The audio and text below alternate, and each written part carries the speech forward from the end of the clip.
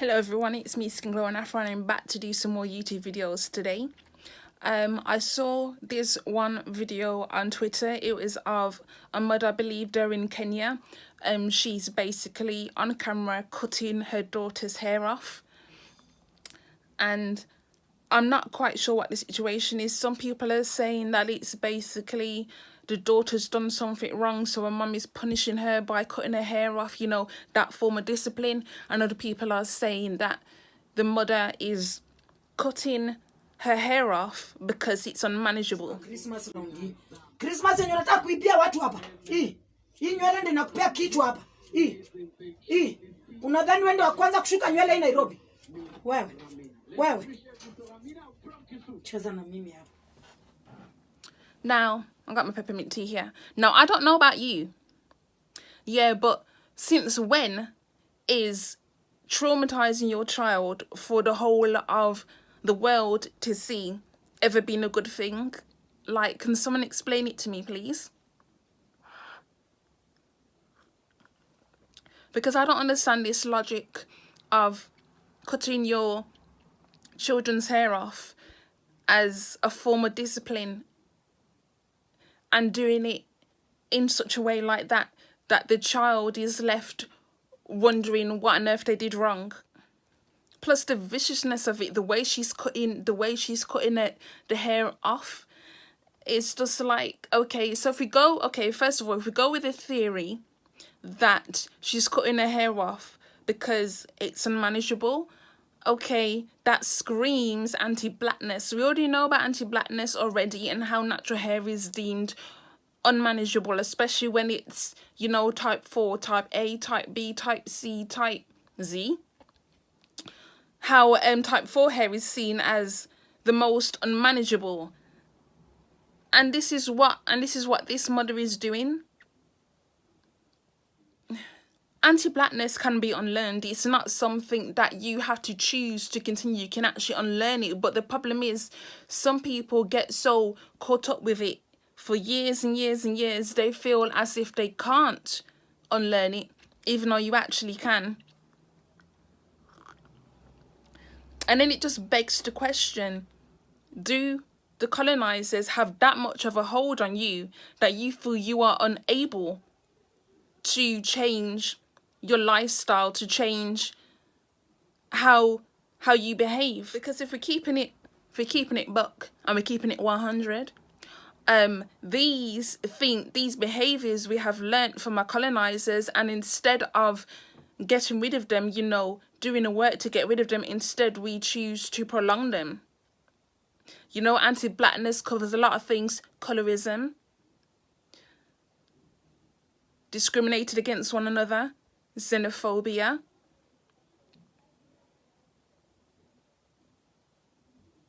featureism, texturism. I could go on all day. But we are adults now, and we should be doing better to teach our children that they don't need to feel as if they are hated by the people who are supposed to love them the most. Imagine your child has to go to school, has to deal with racism on a day-to-day basis, and then has to come back home to you to then deal with your internalized anti-blackness. Do you know what that does to a child? You go to school and your child is being treated appallingly because they're black by the white teachers, and then they come home and instead of you showing them love, you're showing them hatred. You're showing them that you don't care about them. And sometimes you feel like it's love. You feel like you're showing them love by being anti-black like that. But to be quite honest, they don't see it as love. They're not capable of understanding what you're doing. They internalize it as you hate them. Imagine making your child feel like you hate them, even if it's not your intention. That's exactly what you're doing. And it's not just even that particular video. These videos have been going on for years now, of people uploading videos onto Facebook, Twitter, Instagram of them beating their children, cutting off their children's hair, leaving patches in their son's head, because apparently their son is acting a mess. So they say, okay, if you want to act a mess, then your hair's going to be a mess. And I don't understand, I don't understand that logic. Cutting bald patches into your child's hair so that when they go to school they get laughed at just because they misbehaved. What wrong with you though? And when you try to have conversations with these parents about, you know, about this whole topic, they don't want to hear you. They don't want to hear you. As far as they're concerned, you need to mind your business. You can raise your child. They can raise their child however they want to raise the child, but do you have to raise your child by inflicting trauma on them, by beating them with belts and all sorts of things? Do you have to inflict trauma on them by, you know, with emotional abuse, mental health, you know, mental abuse, physical abuse? Do you have to teach your child colorism? Instead of teaching a child what colorism is, you're teaching your child colorism as in you're being colorist towards your own child. Anti-black towards your own child that you gave birth to. And this is not me saying that the colonizers are not to blame. They are to blame. They taught us this. However, you can unlearn it. From what I've been saying about this whole video, you can unlearn your anti-blackness, but instead you're choosing not to. Instead, you're choosing to perpetrate and continue on with what they are doing, and you're not making a bit of sense at all. I can never, me as Skin Glowing Afro, can never sit here and allow this madness to continue without talking about it. I mean, I saw that video. The girl looked absolutely distraught to have her hair cut off. And if it's true that it's just been cut off because the mother finds it unmanageable, do you know what that would do to that child's self-esteem, her self-worth? That lovely, beautiful, thick hair being cut off because her mother deems it unmanageable. And that is anti-black. And it's a fact. You feel me? So what we need to do is have more open and honest conversations about how we treat our children.